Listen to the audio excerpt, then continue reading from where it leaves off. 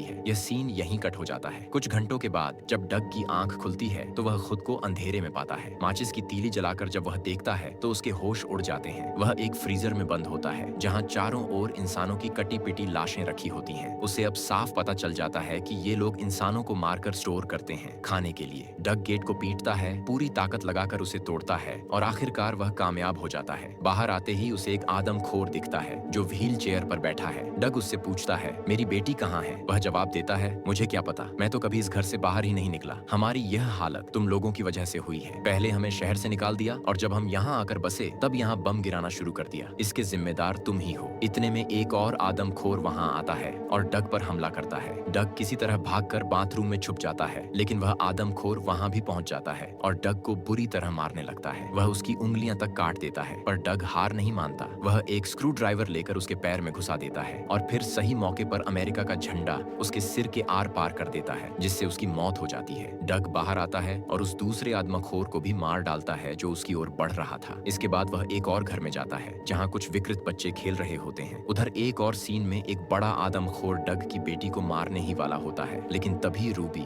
वही लड़की जिसे हमने शुरू में देखा था, आकर उसे बचा लेती है और लेकर वहां से भाग जाती है। डग यह देखकर उसके पीछे पीछे दौड़ता है। वहीं दूसरी तरफ लिली और बॉबी को पता चल जाता है कि कोई आ रहा है, क्योंकि ट्रक हिलने लगता है। तभी उन्हें यह भी मालूम होता है कि उनकी माँ की लाश गायब है। बॉबी आगे जाकर देखता है तो उसे एक आदमखोर दिखता है जो उसकी माँ को खा रहा होता है। यह देखकर वह उस पर गोलियां चलाता है, लेकिन एक भी गोली नहीं लगती। वह डर के मारे भागते हुए अपनी बहन के पास आता है। लिली तब तक सिलेंडर ऑन कर चुकी होती है। दोनों ट्रक से बाहर निकल जाते हैं और छुप जाते हैं। उधर खून की गंध सूंघकर वो आदमखोर ट्रक का गेट खोलता है और लिली द्वारा लगाया गया ट्रैप काम कर जाता है। जोरदार धमाके के साथ ट्रक उड़ जाता है। अभी संघर्ष खत्म नहीं हुआ था। रूबी अपनी जान जोखिम